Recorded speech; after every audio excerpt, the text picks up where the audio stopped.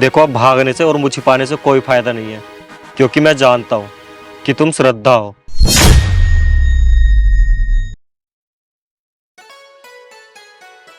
हम ऐसे कब तक छिप छिप के मिलते रहेंगे? तुम मेरे भैया से शादी की बात क्यों नहीं कर लेते?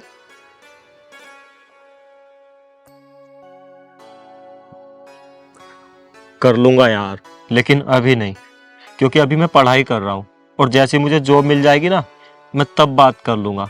और तब तुम्हारे भैया मना नहीं करेंगे, क्योंकि उनको तुम्हारे लिए काबिल लड़का जो मिल जाएगा। पर मैं तो नहीं रह सकती ना तुम्हारे बिना तब तक।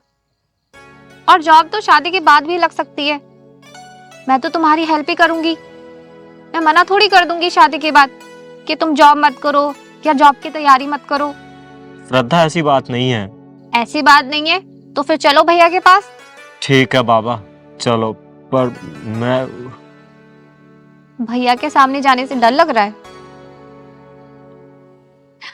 अरे पागल, चलो आओ, मैं होंगी ना तुम्हारे साथ, तो फिर डर किस बात का? अरे चलो, आओ जल्दी आओ।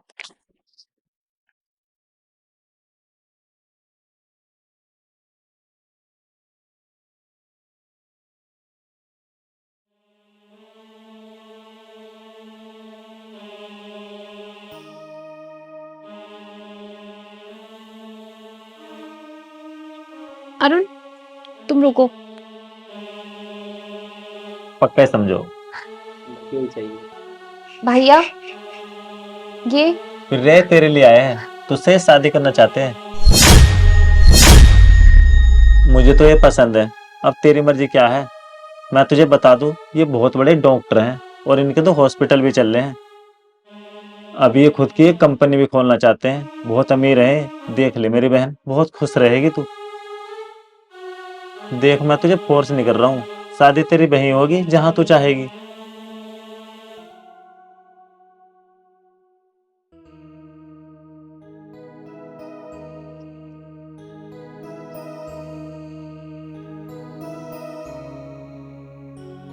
भैया, आपने मेरे लिए इतना कुछ किया है, तो जैसा आप चाहेंगे मैं वैसा ही करूंगी। अगर आपको ये पसंद है और आप ये चाहते हैं कि मैं इनसे शादी कर लूं, तो मेरी भी यही मर्जी है। आपकी पसंद ही मेरी पसंद है।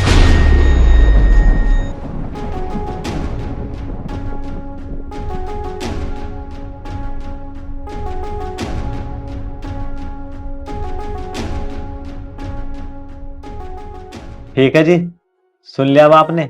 अब तुम जाओ और शादी की तैयारी करो, और पंडित जी से पूछ लेना तो मुहूर्त कब है। ठीक है जी।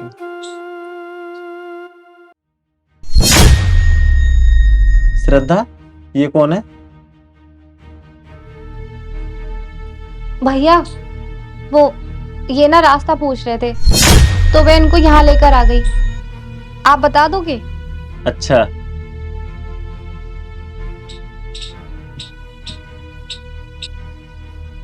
हाँ जी भैया बताइए, कहाँ जाना आपको? मैं इधर के सारे रास्ते जानता हूँ।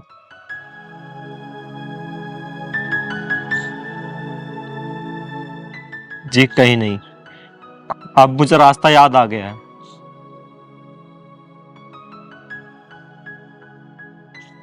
बड़ा अजीब इंसान है यार। श्रद्धा, क्यों किया तुमने ऐसा? क्यों धोखा दिया मुझे?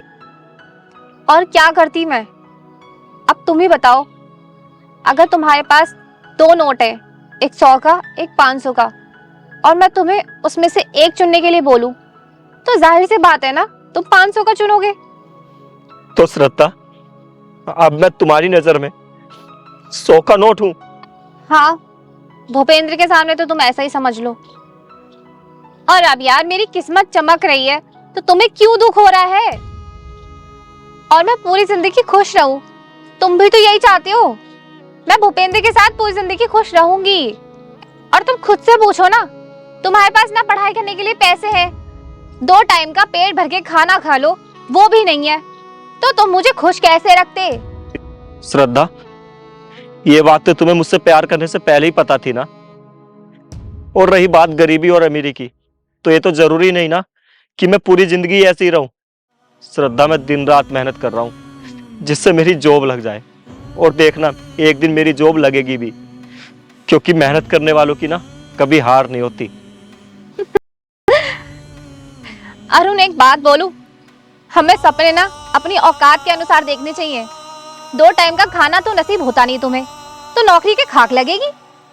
और रही प्यार की बात, हाँ किया था मैंने तुमसे प्यार, तभी तो तुम्हें भैया के पास ले गई थी शादी की बात करने के लिए। और वहां जाकर मेरी किस्मत ऐसे बदलेगी, ये मुझे क्या पता था कि तुमसे देखने में अच्छा लड़का, जो कि बहुत अमीर भी है, वो मेरा घर पर इंतजार कर रहा होगा।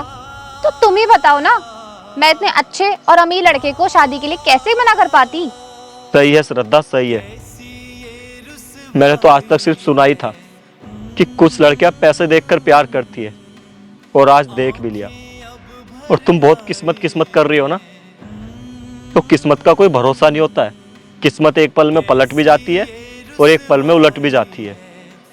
देखो, अब मेरी किस्मत तो चमक गई, अब तुम मुझे भुलाकर अपनी किस्मत को उलट पलट करो। मैं चलती हूँ। और हाँ, शादी में आ जाना, कार्ड भिजवा दूंगी तुम्हारे घर, आ जाना जरूर।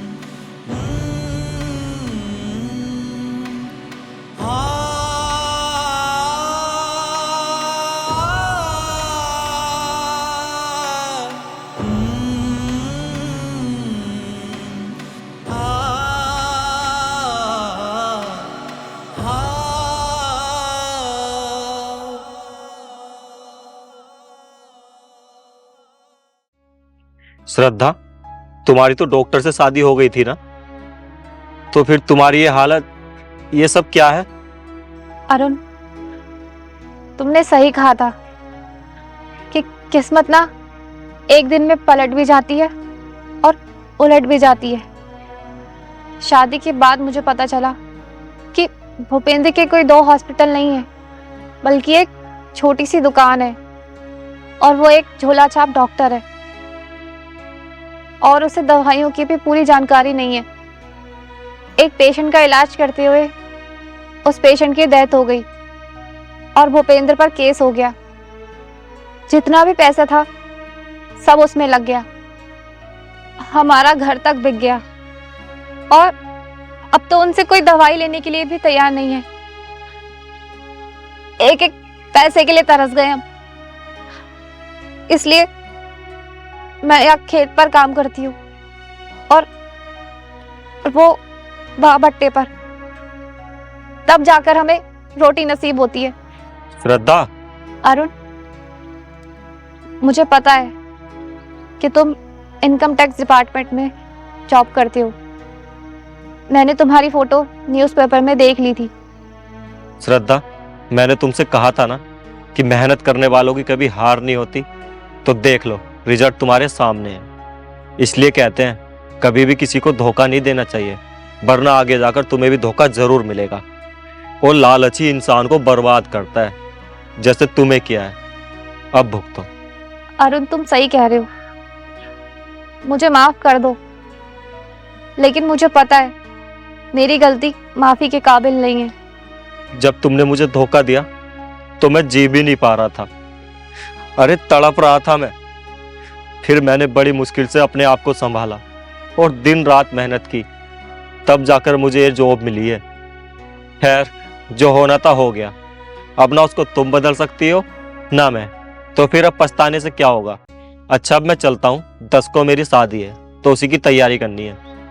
कार्ड भिजवा दूंगा मैं, तो मेरी शादी में जरूर आ जाना।